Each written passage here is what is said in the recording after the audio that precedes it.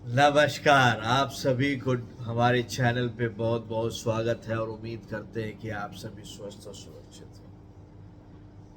America की राजनीति में एक राजनीतिक उथल पुथल आई हुई है और अमेरिका की राजनीति डेमोक्रेटिक और रिपब्लिकन दो पार्टी के बीच में चलती है।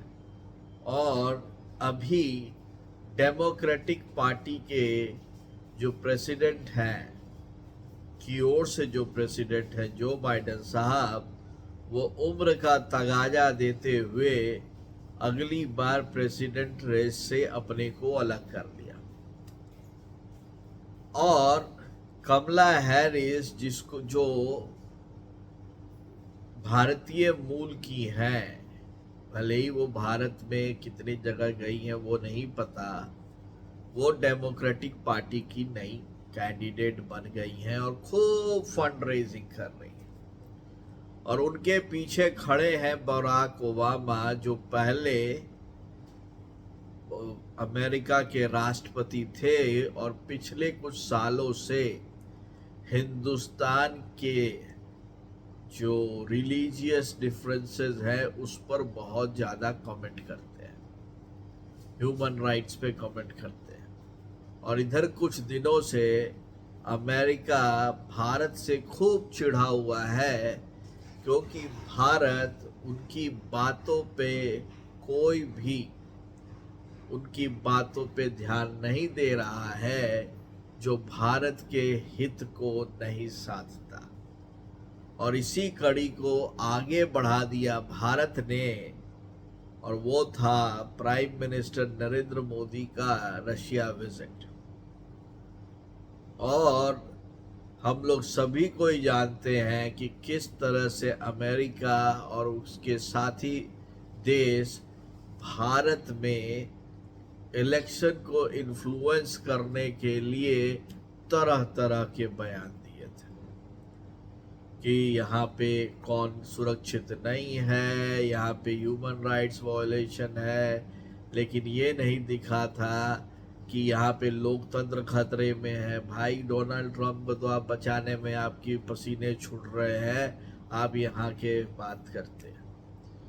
लेकिन जो मुद्दे की बात है, ये भारत अब 2000 वाला भारत नहीं है, जो अमेरिका या किसी और वेस्टर्न कंट्रीज के दबाव में आके अपनी फॉरेन पॉलिसी और इंटरनल पॉलिसी को डिफाइन करेगा। आपका भारत ऐसा भारत है जो ये डिफाइन करता है कि अमेरिका में भारत के हित के लिए अमेरिका क्या पॉलिसी ला रहा है। क्योंकि भारत ने जिस तरह से इंडस्ट्रियल ग्रोथ किया है और भारत की जो आईटी सेक्टर है वो इनडायरेक्टली पूरी दुनिया की आईटी इंफ्रास्ट्रक्चर को मैनेज करती है, इसमें कोई दो मत नहीं है। वो वैसे ही हो गया जैसे रशियन ऑयल के बिना वर्ल्ड ओवर में ऑयल का जो प्राइस पॉइंट है वो स्काई रॉकेट हो जाता। इसीलिए अमेरिका चुप रह गया और वो रशिया बेचते रहा तेल।